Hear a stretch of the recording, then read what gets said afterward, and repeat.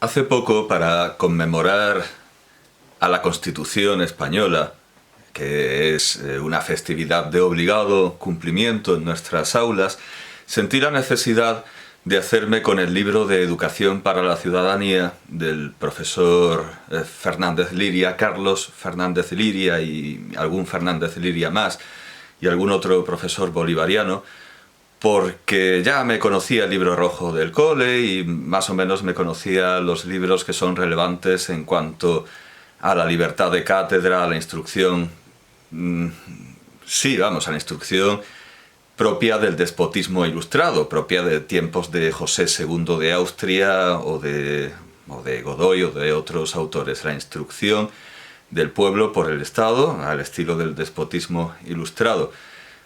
No había leído entero, no había leído en su integridad el manual, que en realidad es un antimanual de educación para la ciudadanía de Fernández Liria.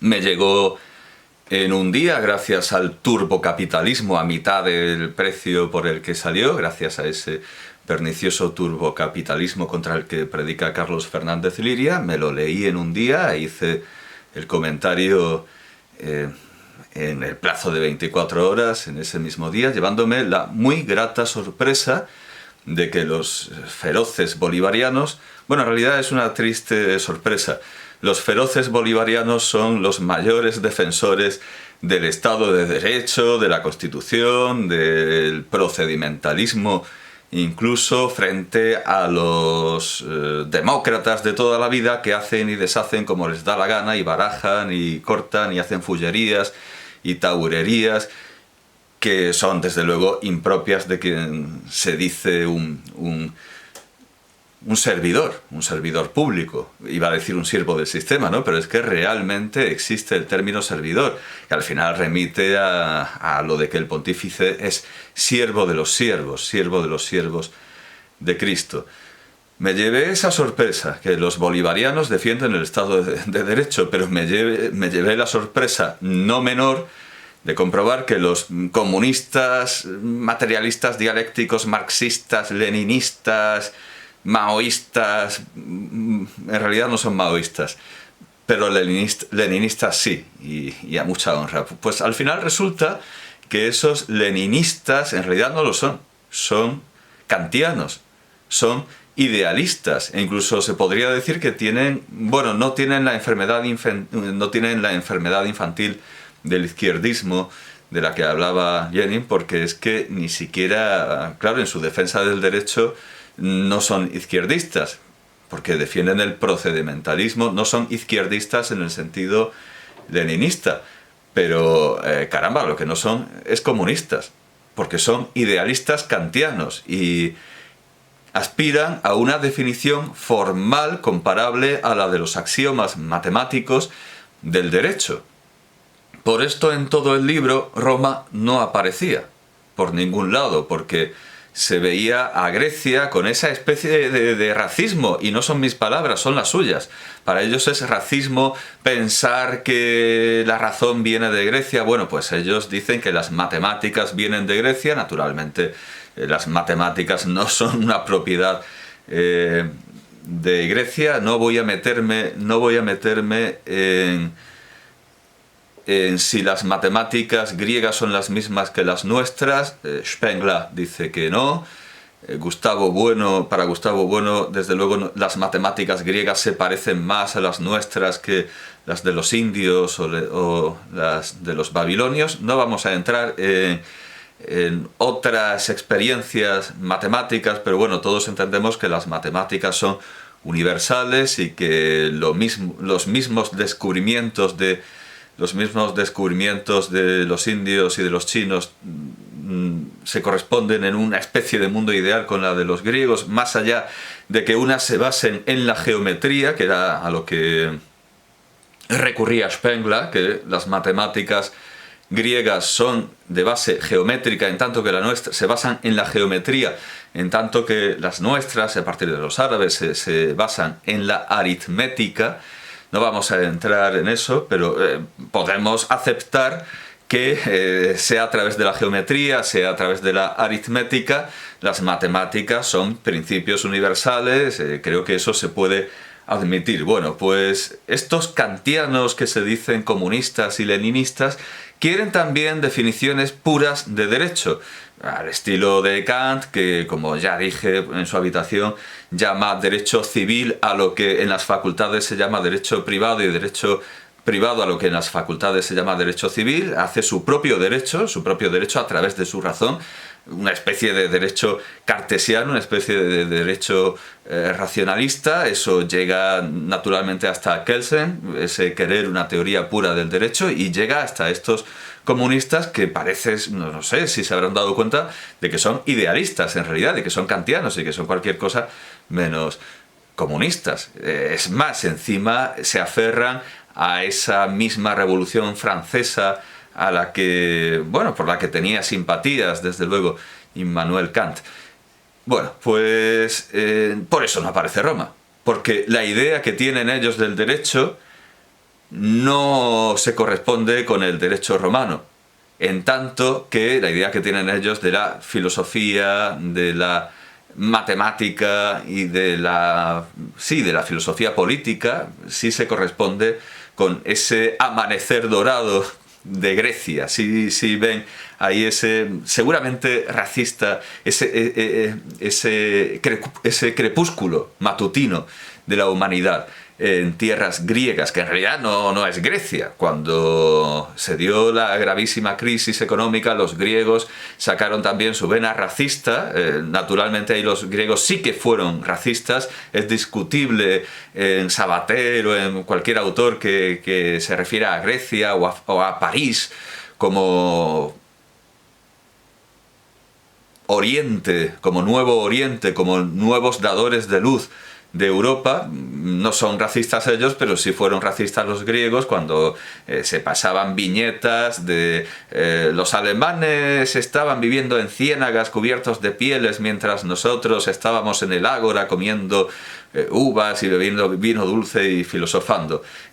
Ya, muy bien, eso es muy bonito, eso es el pasado. ¿Qué me cuentas? O sea, sí, nuestros antepasados. ¿Y vosotros qué? Vosotros no estáis haciendo honor a vuestros antepasados. Como siempre, los racistas son precisamente los que tienen menos razones que nadie para ser racistas o para estar orgullosos. Por eso se tienen que buscar un motivo postizo, un motivo artificial de orgullo.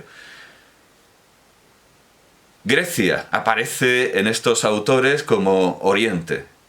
Bueno, de hecho, realmente lo es para nosotros. Ex Oriente Lux, en este caso, sí que es verdad, aunque lo de Ex Oriente Lux no iba por Grecia, sino por lo que estaba más al oriente de Grecia.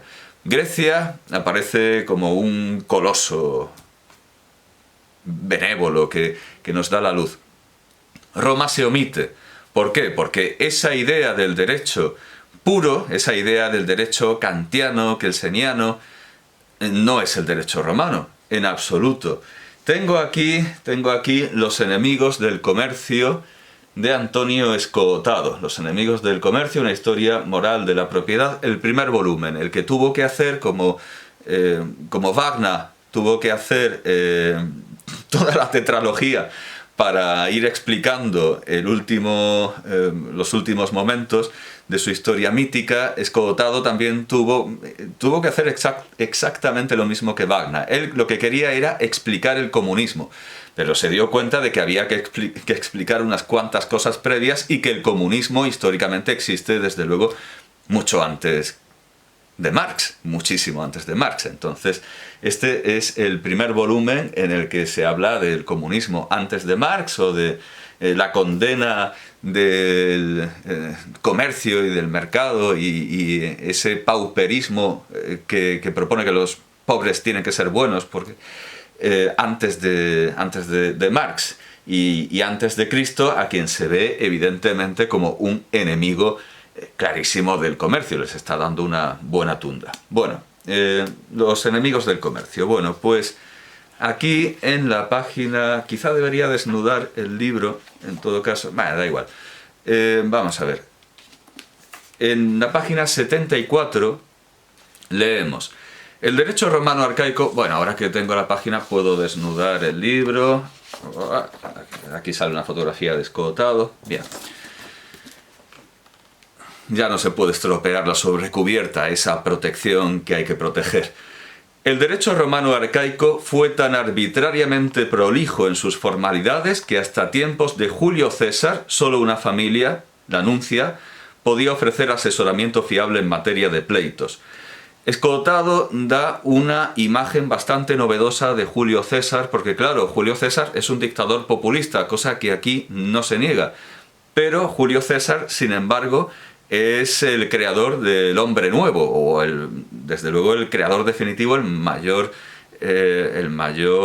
fautor del hombre nuevo, que en suma va a ser el capitalista, va a ser el futuro capitalista. Así que paradójicamente el líder populista, que es alabado por Gramsci por controlar la intelectualidad y crear a los intelectuales orgánicos y crear a los intelectuales de Estado, es alabado por su perspicacia, por Gramsci. Pues el gran líder populista en el que se han basado todos los que han venido después, desde Napoleón a...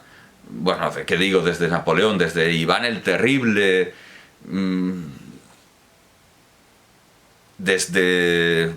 claro, y desde mucho antes, ¿qué digo?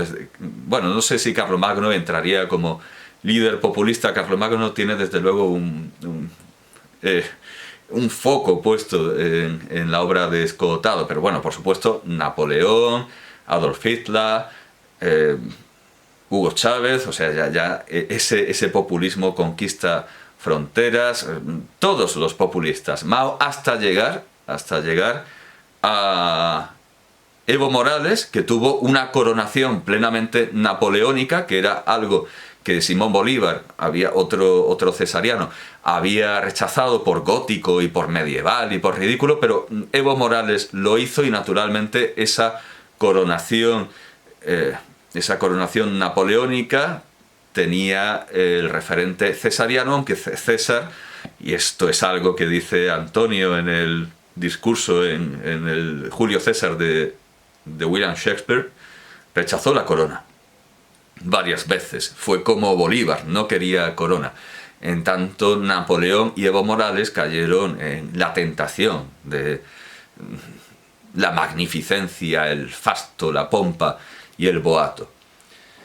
Sigue diciendo Antonio Escotado: este culto al rito acabaría apoyando el desarrollo del derecho procesal, cuya vertiente garantista nos defiende hoy de pruebas obtenidas ilícitamente, aunque originalmente sumiese en indefensión a todo tipo de lego. Y aquí hay una nota sacada de Gibbon, sacada de una especie de teatro del absurdo del derecho tradicional romano, de ese derecho fundado en la costumbre como única fuente del derecho, el derecho consuetudinario, ridiculizado por Gibbon en su magna obra, en su historia de la decadencia y caída del Imperio Romano. Y Gibbon dice muchas más cosas, toma ejemplos muy significativos, pero está bien que Escotado lo saque de ese mar oratorio y lo use como un dardo, como un venablo contra un objetivo concreto, que es el disparate, el despiporre que era el derecho romano. Entre los muchos ejemplos que da Gibbon, Escotado toma quizá el más absurdo, o el más alambicado y más estrambótico y estrafalario. Un caso expresivo fue lo previsto para sustracciones flagrantes. Cuando alguien resultaba robado por un vecino, debía invadir de inmediato su casa para recuperar la cosa en cuestión si no quería exponerse a un largo proceso. Por otra parte, lo normal era que tales percances acontecieran cuando el robado estaba bañándose esto no lo dice Gibbon, esto no lo dice Gibbon, lo supone Escotado. Cuando el robado estaba bañándose o descansando en la cama, y como salir corriendo en pos del otro no daba tiempo para vestirse en regla, la ley mandaba coger o bien una palangana o bien una mascarilla, cubriéndose con ellas los genitales o el rostro. Es decir, había libertad para elegir qué cubrirse, o los genitales o el rostro, lo que recuerda esa costumbre de la corte de Kioto, de que las mujeres que iban a los baños, cuando los baños eran mixtos, podían ponerse una especie de semiburka que les cubría la cabeza, una especie de hijab o de niqab más bien, que les cubría la cabeza, pero claro, dejaba al aire todo lo demás, porque tenían que lavárselo, tenían que remojárselo. Y eso es objeto, esa tradición desde luego, con indiscutibles tintes eróticos, es objeto de una historia de Go Nagai, en el segundo volumen de Gogasha, de las historias de Go Nagai. Naturalmente le saca punta y le saca partido erótico. Bueno, pues como las mujeres japonesas feudales bien podían, las víctimas de un robo bien podían taparse la cara o los genitales. Hombre, lo ideal sería cubrirse las dos cosas, pero claro, entonces no podrían aferrar su propiedad, no podrían recuperarla porque estarían cubriéndose. Bueno, claro, estarían o sujetándose la máscara o la palangana. Cubriéndose con ellas los genitales o el rostro, evitaba escandalizar a alguna matrona que pudiera hallarse en la casa invadida. Es decir, está bien recuperar lo que a uno le han robado, pero con pudor y con decencia. No se vaya a escandalizar la abuela. Bueno, pues sin embargo, sigue diciendo Escotado, tomándolo de Gibbon, sin embargo, que hubiese o no alguna matrona resultaba en realidad indiferente, y aunque el ladrón estuviera solo o en compañía de otros varones, le bastaba demostrar que su vecino había penetrado desnudo o en paños menores sin la preceptiva mascarilla o palangana para acusarle de asalto. Provisto de tales objetos, ejecutaba una actio reivindicatoria impecable y desprovisto de ellos era un criminal. Comfort Gibbon da una edición moderna, da una edición moderna que no nos sirve, sería mejor que diera el capítulo y el párrafo original, el capítulo y el párrafo original. Bueno, pues esto evidentemente es un sinsentido basado en la costumbre. La mascarilla ha dejado de tener su función y se ha convertido en un elemento ni siquiera simbólico o religioso, se ha convertido en un elemento completamente absurdo, al igual que la mascarilla en exteriores, que ayer vi a uno de los apologetas del gobierno, a uno de esos comunicadores que viven del fondo de reptiles, que viven de estar bien nutridos por los partidos y por las agencias de comunicación. Ayer uno de estos adeptos, uno de estos fieles e iniciados en el fondo de reptiles, decía que usar la mascarilla en exteriores tiene sentido. ¿Qué sentido tiene? Recordar que debemos usarla en interiores. Y que no podemos contagiarnos. O sea, realmente el hilo lógico era este. Lógica difusa, como hay una escuela de lógica difusa. El hilo lógico era este. Tenemos que llevar la mascarilla en exteriores porque dentro, o sea, una mascarilla como la mascarilla que cita Gibbon y que cita Antonio Escotado, una mascarilla que ha perdido su sentido y se le da una significación. La significación es igual de absurda que en el derecho romano. Es que llevando la mascarilla en exteriores recordamos que tenemos que usarla en interiores y que es importante que no nos contagiemos porque es que es tan absurdo que casi debería leerlo. Si lo encuentro, no lo voy a encontrar.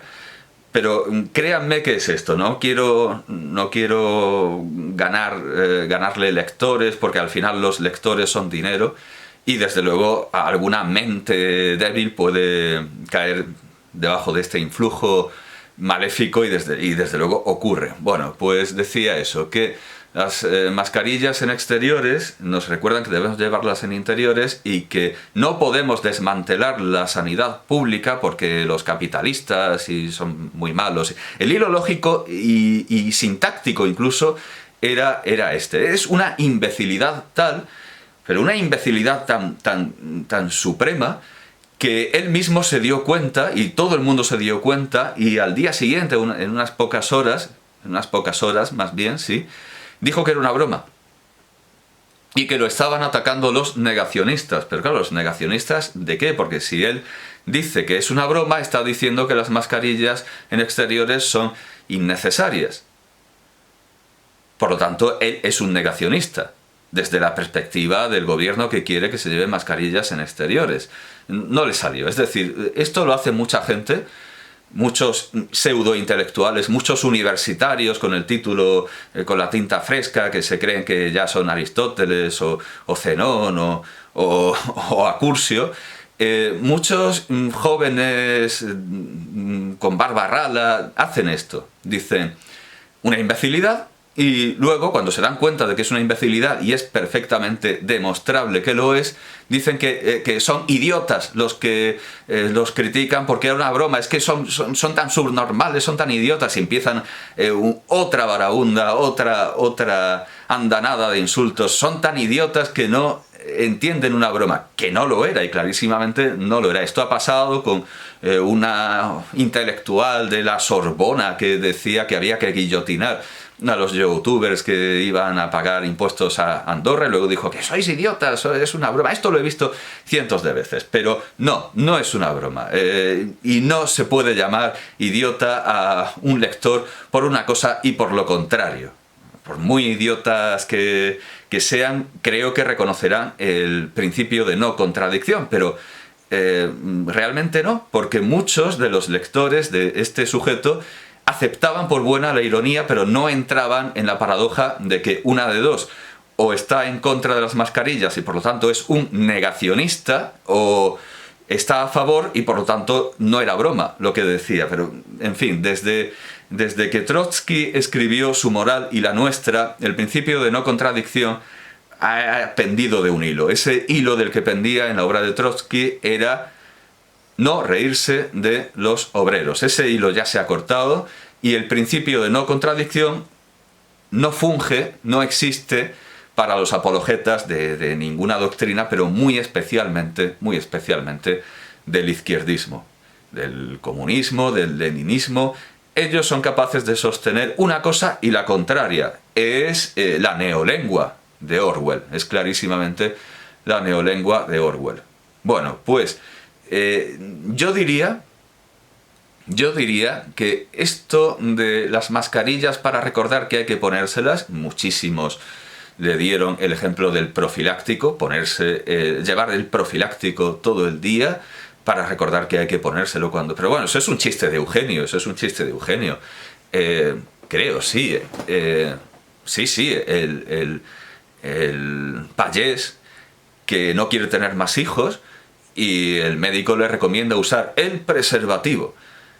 Y se presenta a los 9 meses el payés con unos gemelos y le dice el médico: pero vamos a ver, ¿usted ha usado el preservativo? Y dice el payés: yo, menos panear y para follar, no me lo he quitado en ningún momento. Bueno, pues algo muy parecido es esto de llevar la mascarilla como recordatorio.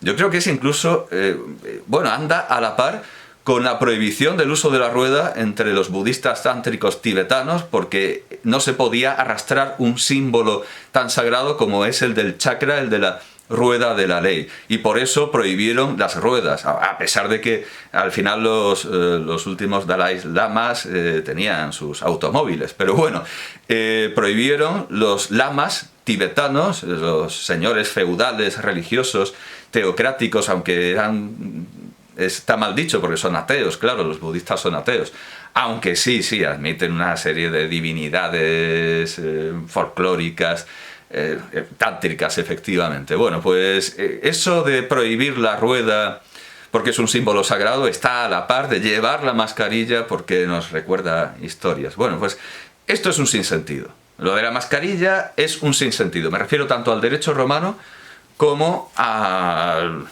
la actualidad, a la lamentable actualidad dominada por los influencers y otras calamidades y otras catástrofes intelectuales, influencers. Bueno, en fin, sigue diciendo Antonio Escotado. El tránsito, ya saliendo de la nota, el tránsito de la maraña ritualista a un concepto propiamente dicho del derecho no llega hasta Servio Sulpicio, un amigo de Cicerón que empezó, y esto es, entendemos, una cita de Cicerón, empezó a aplicar principios generales a los casos particulares y acercó esta materia a una lógica como la aristotélica, preparando el terreno al jurisconsulto. Y, teóricamente, la cita entrecomillada, aplicar principios generales a los casos particulares, la ha sacado de Cicerón, de Oratore, libro primero, 41-42. Bueno, pues creo que es una confusión. Creo que es una confusión de escotado, porque tengo aquí ese pasaje y no, primero que no está hablando a Servio Sulpicio, está hablando a Craso, y segundo que está hablando de esta cuestión de manera más general. Lo que creo que debería haber, lo que yo pienso que quería haber citado escotado no era el de Oratore, sino el Bruto. Y de hecho, claro, este pasaje del Bruto me manda una traducción de... bueno, una traducción latina que en realidad está tomada del francés. Lo que quería citar escotado, a mi juicio, sin duda alguna, era el Bruto.